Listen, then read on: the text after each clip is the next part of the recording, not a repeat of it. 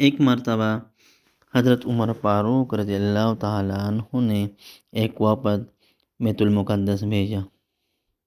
وہ وفد کوئی عام آدمیوں کا نہیں بلکہ صحابہ کرام علیہم الرضوان کا وفد تھا۔ یہ وفد بیت المقدس پہنچا۔ یہ اس دور کی بات ہے جب بیت المقدس پر پادریوں کا قبضہ تھا۔ حضرت عمر رضی اللہ تعالیٰ عنہ بیت المقدس کو پادریوں کے چنگل سے آزاد کرانا چاہتے۔ صحابہ کرام علیہم الرضوان نے پادریوں سے کہا کہ ہم امیر المومنین حضرت عمر فاروق رضی اللہ تعالیٰ عنہ کی جانب سے یہ پیغام لائے ہیں کہ تم لوگ جنگ کے لیے تیار ہو جاؤ۔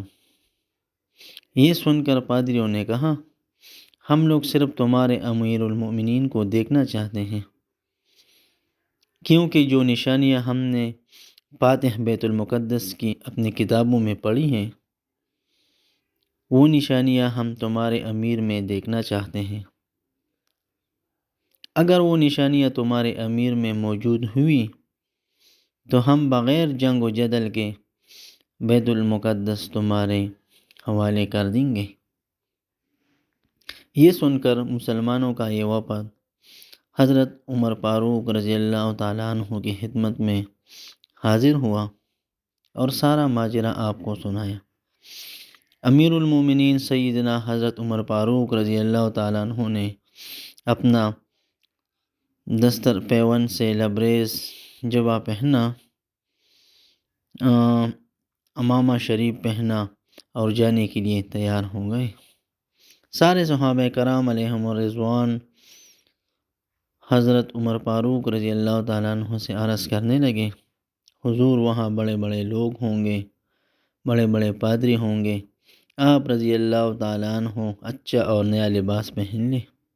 ہمارے بیت المال میں کوئی کمی نہیں۔ انسانی فطرت کا بھی یہی تقاضا ہے کہ جب بندہ کوئی بڑی جگہ جاتا ہے تو وہ اچھا لباس پہنتا ہے تاکہ اس کا وقار بلند ہو۔ مگر اللہ اکبر، صحابہ کرام علیہم الرضوان کی یہ بات سن کر فاروق اعظم رضی اللہ تعالیٰ عنہ کو جلال آ گیا اور فرمانے لگے کہ کیا تم لوگ یہ سمجھیں کہ عمر کو عزت حکومت کی وجہ سے ملی ہے یا اچھے لباس کی وجہ سے ملی ہے؟ نہیں، عمر کو عزت حضور صلی اللہ علیہ وآلہ وسلم کی غلامی کی وجہ سے ملی ہے۔ آپ رضی اللہ تعالیٰ عنہ فوراً سواری تیار کر کے روانہ ہو گئے۔ جیسے ہی آپ رضی اللہ تعالیٰ عنہ بیت المقدس پہنچے تو حضرت عمر فاروق رضی اللہ تعالیٰ عنہ کا حلیہ مبارک دیکھ کر سرکار اعظم آپ رضی اللہ تعالیٰ عنہ بیت المقدس پہنچے تو حضرت عمر فاروق رضی اللہ تعالیٰ عنہ کا حلیہ مبارک دیکھ کر